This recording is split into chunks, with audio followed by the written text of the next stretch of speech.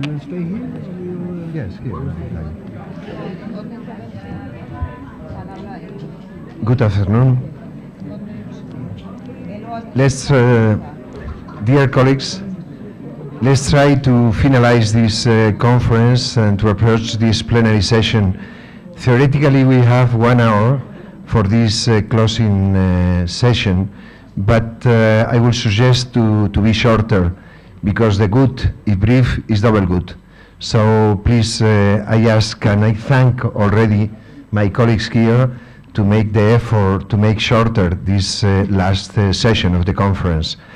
First of all, I would like to ask our rapporteurs, Oliver Razum and Karian Strongs, to brief us about the main key ideas and conclusions from this conference. Please. Thank you very much. We prepared a 1 hour summary, but now we have to do it in 10 minutes, I understand.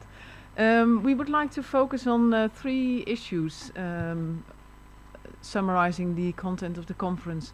First, what have we heard? Second, what have we learned? And the third issue, what to do next. And these are just impressions of Oliver and myself in this conference. You can imagine that we cannot cover all the issues we have heard and all the issues we have learned. What have we heard? First, we would like to mention that the progress in this field of ethnicity and health, migrant health, is enormous. That was our impression. If you compare it to 10 years ago, when we started this series of conferences in Rotterdam, in the Netherlands, which is only 10 years ago, a very short period of time, compared to that conference, we have made an enormous progress from descriptive studies showing that ethnicity and migration have an impact on health, to explanatory studies that really add to the scientific literature and result in generalizable results, as well as to the step of developing intervention and evaluating the effect of these interventions. So the progress is indeed enormous. And I think it's also important to mention that policy making was a real issue at this conference.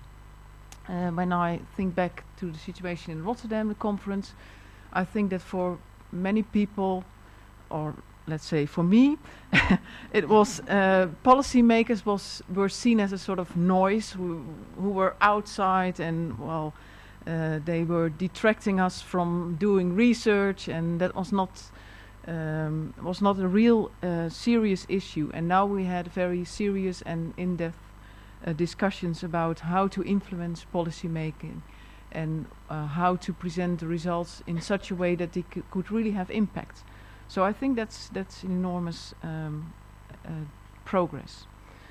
When you look at the points that were covered in this conference, I think that the focus was very much on migrant-specific issues.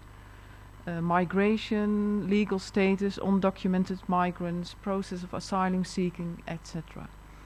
And when you compare that to the literature, I think that there's a whole body of literature which was not very much covered in this conference, which is more on, well, to say a-specific or general factors that also are important for the general population, like health behavior, like working conditions, like unemployment, etc. Not that much covered in the conference. And that's probably because those issues are far more mainstreamed. So if I would like to present a paper on ethnic inequalities in cardiovascular risk, I go to a conference on cardiovascular disease and present my paper over there. So there's a whole body of literature that is presented at other conferences. And that's of course not bad, but I think it's important to reflect on that, to see if the aim is to promote the health status of migrant populations, ethnic minority populations, then we should also cover these determinants, because they are very important in framing, in shaping the health of these groups. So I think that for future conferences, good to think about this issue and probably give more emphasis on prevention, health promotion and primary care, and also probably support this by selecting keynote speakers who are very familiar in that field. So these are a number of reflections on the question, what have we heard? What have we learned? And now Oliver will take over. Well, no doubt we have learned a lot. We can just highlight some issues that struck us as particularly important. Number one, that the economic crisis and especially austerity policies because of the economic crisis affect public health services and population health almost in all cases negatively. What is important to us is that all, or at least all vulnerable groups of society are affected. And we should not single out migrants in this respect, but we should, when we discuss austerity policies, look at all these groups. The problem that we might run into or are likely to run into when we focus on migrants only is that this might lead to even more discrimination of migrants in society. We should be aware that migrants are not a group who is helpless and always more ill than the majority population. Migrants are an active, a courageous group of people, and they do have health advantages, sometimes substantial health advantages. So this should not be forgotten. There are interventions, there are effective interventions which can help to improve migrant health. So again, this is a positive aspect which we should not forget when discussing this topic. What we find most important is that migrants should be seen, or the position of migrants be framed as that of equal members of society with equal rights. So it is not a group that needs a paternalistic approach, but we need a rights approach here. That brings us to the question what to do next. We have a number of points which follow on what I've just been saying. We should frame migrant health in the context of the social determinants and equity agenda, and that is because the main determinants of the health of migrants are the same as the determinants of the health of the majority population. So these are the so-called social determinants. And we should realize that interventions to reduce inequities in ethnic or migrant groups will benefit the entire population. This is what transpired in a number of discussions, and we find that very helpful when it comes to convincing politicians that the issue of migrant health is not one for an exotic minority, but will serve society as a whole. Having said that, what also came across in a lot of discussions throughout the conference is that there are specific factors that will affect only migrants. Of course, the issue of discrimination because of origin is one. Discrimination, of course, is not an issue that migrants alone are suffering from. And there's the issue of EU external borders, which has rightly been called a scandalon. Is that what, can you say that in English? And the health effects of this external border of the EU is simply unacceptable. What to do next? Part 2. I already mentioned that we should refrain from treating migrants as exotic or a separate group. They are members of our society with equal rights. We should avoid a paternalistic approach. We have to increase cultural competence among those who are dealing with migrants in the context of the healthcare system. That came across in very many presentations. And it has been suggested in a number of presentations that a diversity approach is probably the best that can be done. So migration status and ethnicity should be seen as markers of heterogeneity among many other such markers, such as gender, age, religion, sexual orientation, and so on. So this should actually help to bring migrants right into society and not see them besides the majority population. Finally, a number of people have commented on the current EU policies and Horizon 2020, and we should appreciate that personalized medicine, which currently is being pushed by EU, at the moment doesn't look very promising when it comes to solving migrants' health problems. So what we can say for sure is that personalized medicine is not a magic bullet in the context we are discussing in. Karin.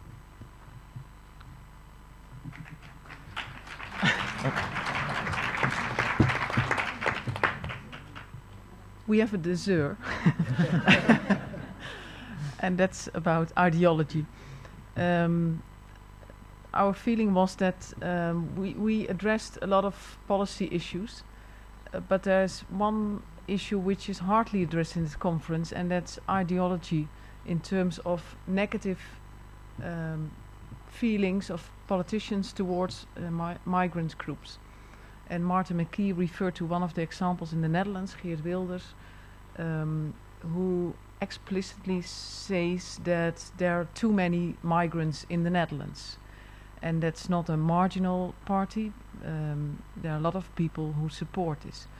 And I think that this is a very important issue which has to be addressed explicitly, because if we don't do that, nobody will talk about this. What you see with other parties is that they are afraid to talk about this in order for electoral reasons, in fact, that they are afraid to lose people, supporters, because they address this issue explicitly. And if politicians don't do this, I think we as a research community should do this in order to be effective and in order to be promote measures, policy measures, interventions that might improve the health of these groups. So don't be afraid to talk about ideology. That's our dessert. Thank you very much.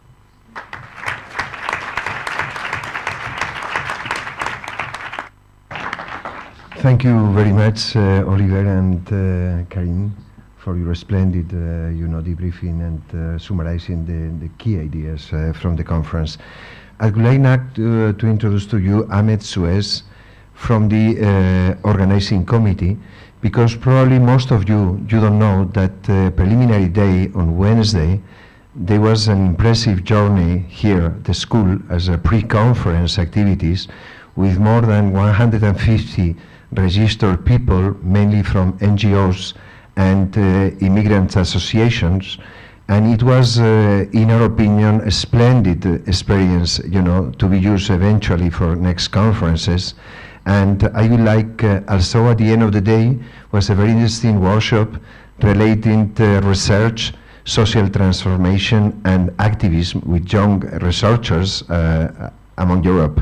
So I would like Ahmed Suez to summarize for us these activities, the work of the advisory and participatory committee and so on.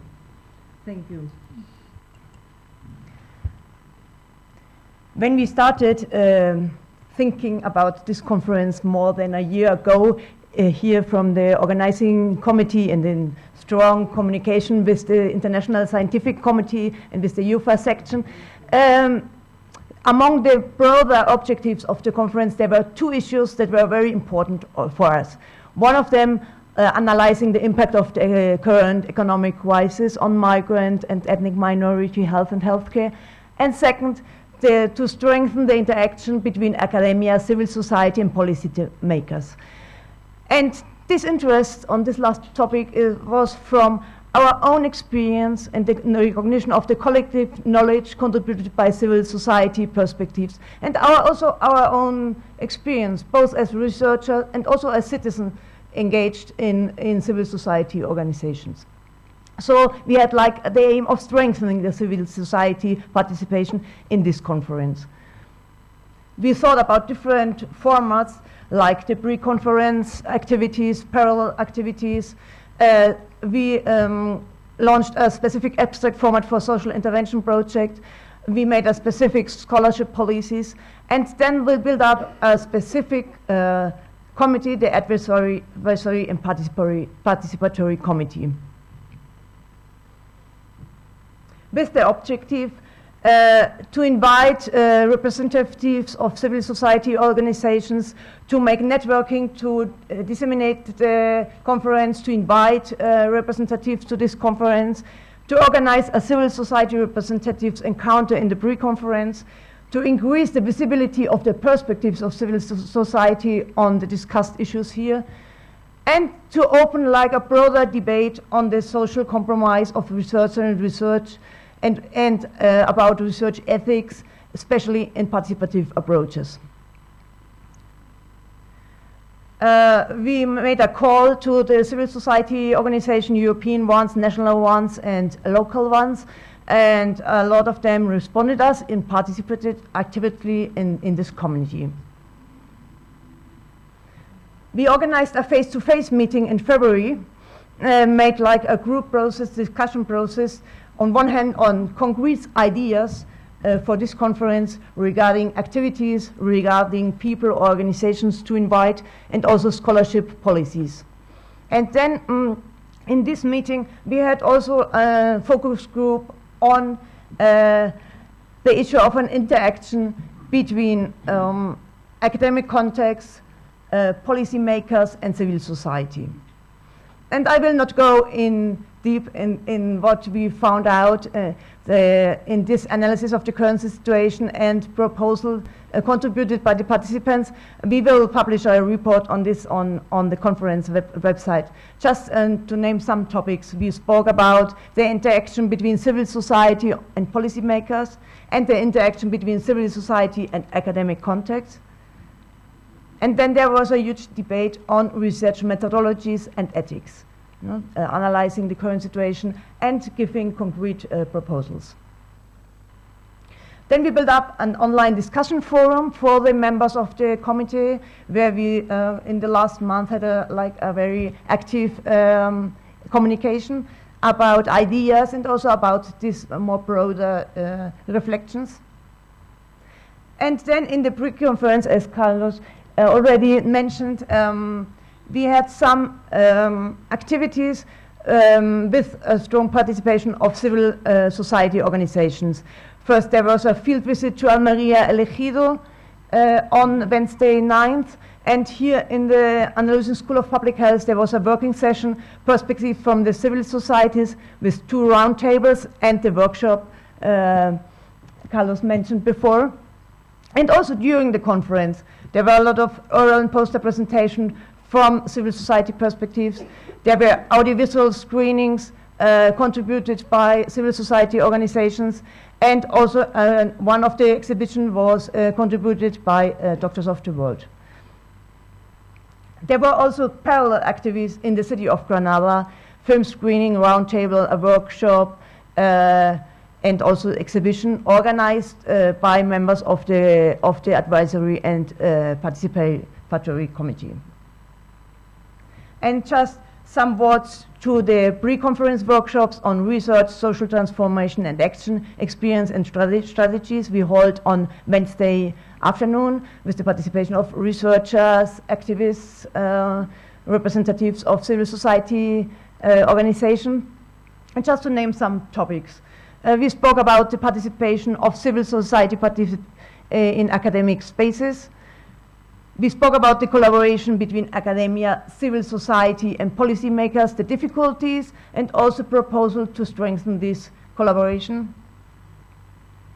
And then, again, a huge time was employed to discuss research methodologies and research ethics. And this group on Wednesday afternoon had a specific interest in participative research methodologies, the up and downs, the difficulties, and also strategies to make participation real, no? Because we always discuss it. I mean, it makes no sense to speak about civil society participation and then it's just like an empty word, no?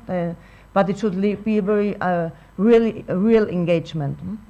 And also the specific ethics, no, of these forms of collaborations.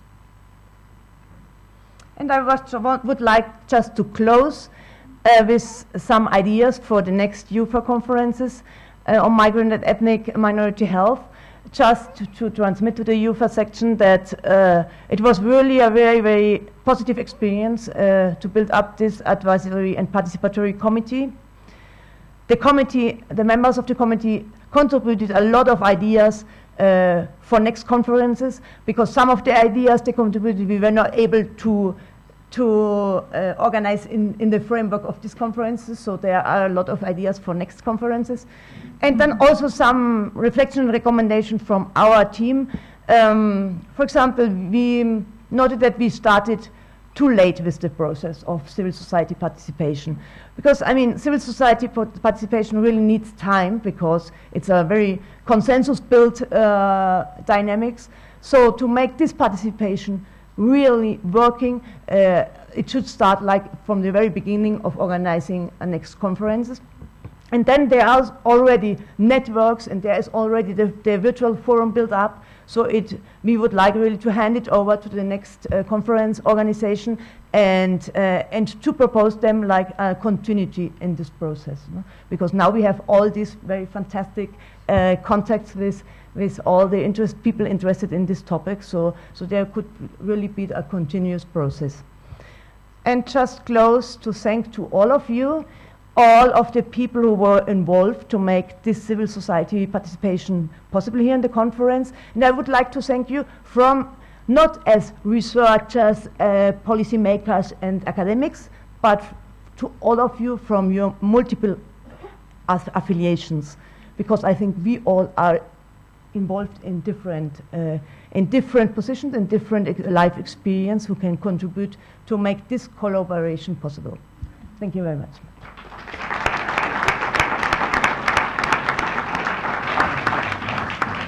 Many thanks, Ahmed and the whole team, Ainhoa, Olga, the rest that are around here, and of course the civil society organizations that have been with us, participating from the very beginning. Let's go to our Granada Declaration. We, the undersigned, meeting together at the 5th EUPHA European Conference on Migrant and Ethnic Minority Health, held at the Andalusian School of Public Health, Spain, on the 9th to 12th April 2014, hereby endorse the following statement. When many European countries are implementing austerity policies, it is especially important that the public health community should speak out on behalf of the poor and marginalized. Among them are many migrants who, for various reasons, are especially vulnerable at this time. First, austerity policies mean that many people, migrants and non-migrants, are facing a worsening of their already poor conditions, with damaging consequences for their mental health and well-being. As migrants frequently take the jobs that no one else is willing to perform, involving poorly paid, precarious, and often dangerous employment, they are especially vulnerable. Second, those who are already vulnerable suffer most from cuts in health and social services. Among them are many migrants who may have unmet mental and physical health needs as a consequence of conditions prior to, during, and after migration, and now face worsening access to services. Third, a few countries have used the economic crisis to reduce entitlement to health and social services, in some cases specifically targeting undocumented migrants, with obvious implications for their health. Fourth, in some countries, increasingly harsh restrictions on undocumented migrants, including long periods of detention in substandard facilities, pose a serious threat to their physical and mental health. Fifth, in some countries, we are seeing the rise of xenophobia, leading to discrimination and violence against migrants and ethnic minorities of long standing, especially the Roma population, affecting their health and accentuating the barriers they face in obtaining appropriate health care. We call on all European governments to take concrete steps to protect the health of migrants and ethnic minorities in Europe, and specifically to demonstrate that they will live up to their obligations under the International Covenant on Social, Economic and Cultural Rights and the European Social Charter, to ensure the right of everyone to the enjoyment of the highest attainable standard of physical and mental health, and in particular to their obligation of refraining from denying or limiting equal access to healthcare for all persons, including undocumented migrants and minorities, highlighted in the General Comment number 14 of the Committee on Social, Economic and Cultural Rights, so as to recognize the contribution that everyone, including migrants and ethnic minorities, make to the social and economic development of Europe. Granada, 12 April 2014.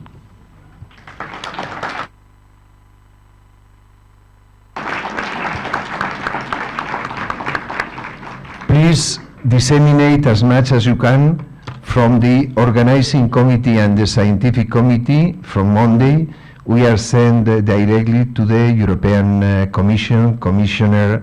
There is in 2 weeks' time, as Isabel de la Mata was mentioning the other day, an informal meeting of health ministers, European health minister in Greece, and then we will make sure to send this Granada declaration to also in your personal, institutional networks, disseminate, if you consider so, this Granada declaration. Now, I have the pleasure also, well, one small thing, the evaluation forms will be on Monday sent to you through email, so please make the evaluation suggestions for improving our performance for next conferences. Now I have the pleasure to give the floor to Maria Luisa Vázquez. She is the Deputy President has been of the our scientific committee. Maria Luisa, please. Thank you, Carlos.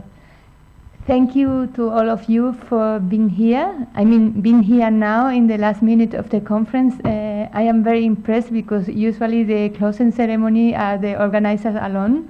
And I am very grateful that all of you are here. I will be very brief, but I didn't want to leave without saying a few words, my own evaluation of the conference. And I have to say I am very happy. I think the conference has been a great success in many senses. First, in the number of participants, I think this is the biggest conference organized by the EUPHA section since it began. We have had 336 participants from 35 different countries, most of them from Europe, but we have people from all continents here, from Australia, New Zealand, USA, Canada, Denmark. Denmark, I know it's in Europe. Africa, I meant. So we are extending rapidly. Secondly, we have had 299 abstracts submitted from 26 different countries, and we accepted 216. So 1/3 was rejected, and I think this has contributed to the quality level of the presentations. I was very impressed by the level of the work presented. We also had 14 workshops, and we accepted 12. The main countries sending abstracts were Spain, UK, Netherlands, and Denmark. Here, still in Europe. Then I think it was also a success because we have many different stakeholders. So we have academics, of course, but also many professionals, policy makers, people from international organizations, as well as many civil society representatives. Ahmed has already spoken about it, but I think this was one of the strong points of the conference, involving the civil society participants. In the pre-conference,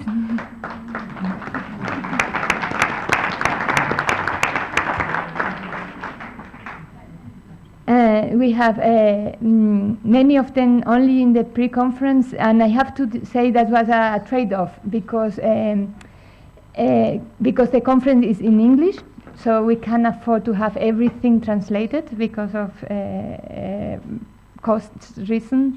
But we have half and a half. So in the pre-conference, there was some activities only in Spanish, but also other translated. So we have half and a half.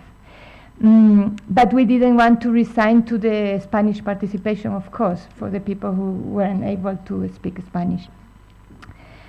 I'm also satisfied because we have received lots of positive comments. And of course, this is also a way of feeling if we are getting there in the success. It's not only my personal impression. I think we have covered a number of issues. I am still surprised that it had been pointed out a couple of times that we were focusing too much on undocumented or irregular asylum seekers. It was never the focus of the conference, and I think if we look at the number of abstracts and work presented, and even looking at the keynote speaker, that was part of it, but not the main focus. But I mean, I suppose it has to do with also perceptions, you know? And I think we have shown that a lot of progress has been made, but we have also opened new questions, and new questions that has to be will have to be dealt with in the future conference meetings. We have also learned things that need to be improved. Of course, not everything are successes. We know that we have some mistakes and or things that could be opportunity for improvements, and we will keep them in our list for the organizers of the next conferences. We said when we started this conference organization, we said, well, we know we will have mistakes, but we would like to have different mistakes from the last one, no? So we have a checklist. So we will give our list to the next organizer so that they can make different original mistakes. And I don't want to leave without telling you the beginning of this conference, the point of origin.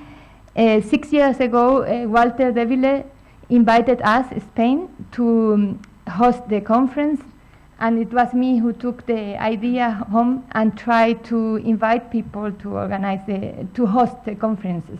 Also, I mean institutions. So I tried it very hard in Catalonia, but with no success. And then I tried it with the Spanish Association of Public Health, not much success. And then one day I was going home for holidays, and I met Carlos at the airport of Barcelona.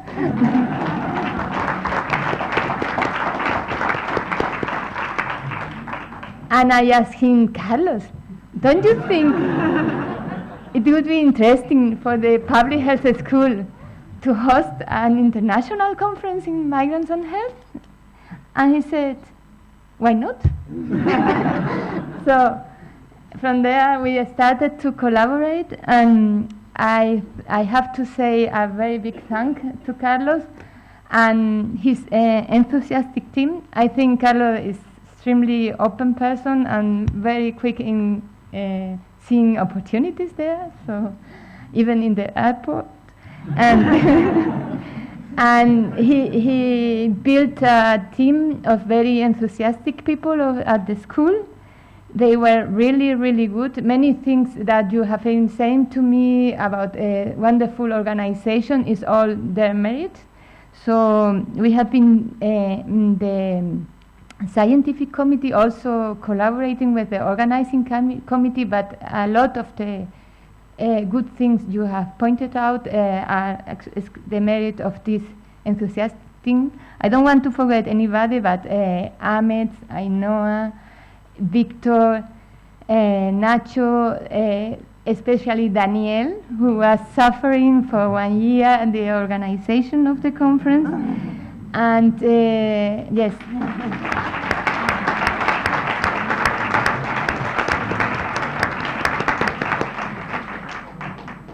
I also want to thank you, Alan, because he was an excellent member of the team, and it was very easy to work with him, and he's a very easygoing person and collaborator. And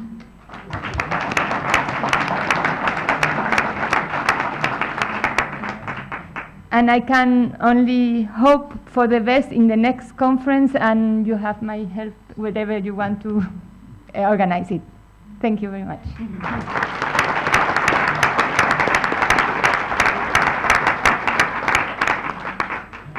Now is the end, and our president of the scientific committee is going to close this conference. Well, this is just difficult to grasp that in this beautiful city of Granada, sunshine, blue sky, Alhambra, everything around us, and still we have this very large crowd in this room sitting to the final session and listening to the word from the panel. And this reminds me that I have always been very happy in public health fora in Europe internationally. Being with public health people, you always are in a group of friendly people, warm atmosphere, committed persons, very engaged in their field. And this goes even stronger with the Migrant Health Forum. The people working on migrant and ethnic minority health are really even more so engaged, supportive, full of solidarity, committed to a case. It's a European community where you feel the social support, you feel the social network that really is supporting your quality of life and then at the end your health. And I hope and believe that it's not only ourselves we are supporting by this activity, but we are also supporting the quality of life and health in the long run of migrants and ethnic minorities on a global level. Those of my colleagues that I know best will know that I'm a very keen tango dancer. Unfortunately, I didn't watch Carlos dancing flamenco the other night. But if it were a tango, I would have been happy to dance with you. But in the tango community, I can tell you, is very much similar to the migrant and ethnic minority health community. You always feel warm welcome when you are traveling and meet colleagues in that field. You communicate very easily, you have joint interests, you love the same music, you develop the same steps. And you always also realize that this is a difficult process, but it's also very rewarding. And normally you say you have to be two for tango. In this planning of this conference, we were more than two that took very difficult steps, but also very rewarding steps. And I would like also to extend my thanks very warmly to, first of all, to Carlos, that has taken the lead in organizing this event. It has been really a pleasure and a very rewarding process to collaborate on developing such a complex event as a conference like this. And also, of course, Maria Luisa and her employer, the Catalonian Consortium on Health, which has supported the planning of this event has always been ready to communicate, have repeatedly responded to comments and questions and difficulties that had to be sorted out, and always very constructive. And then also, like Maria Luisa, I would like to extend the thanks from the section to the whole staff of the school, not least Daniel, as was already mentioned, that has been so supportive and always very kind and helpful, and solved all complex issues very elegantly. But also Ahmed, Olga, Anyoa, and the rest of the team that has really helped develop this event. Now to the future. We'll meet again, and already we know that the next event that is organized by the section will take place in Glasgow, the 19th and 20th November. Raj Bhopal from Edinburgh has kindly accepted to organize a pre-conference session, and we'll meet people from Scotland, other researchers. We'll hear about the Scottish innovations and initiatives which are quite impressive in the field of migrant and ethnic minority health, and we'll discuss other issues. And then in 2 years from now, we will meet in the 6th European Migrant and Ethnic Minority Health Conference.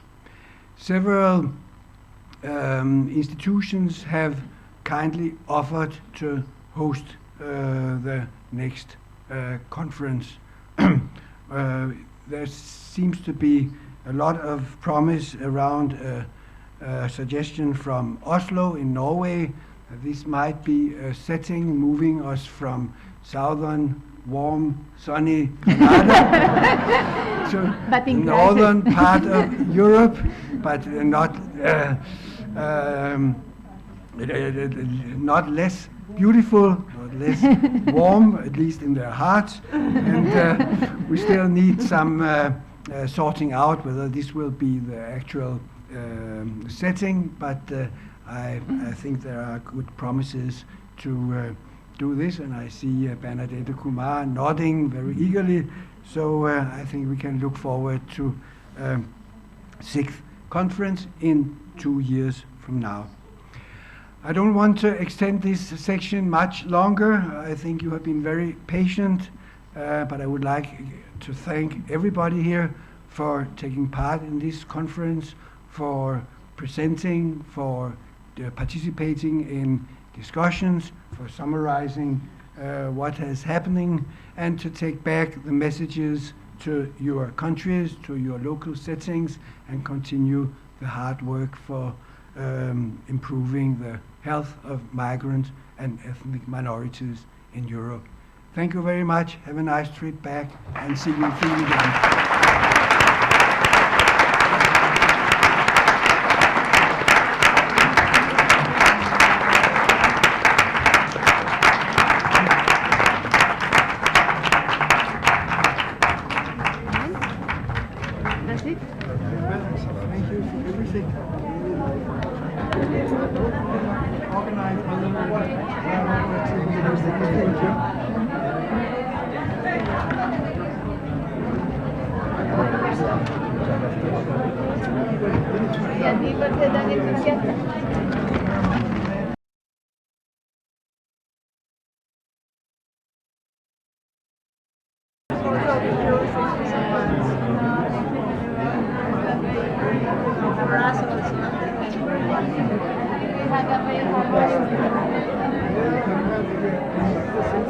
Gracias.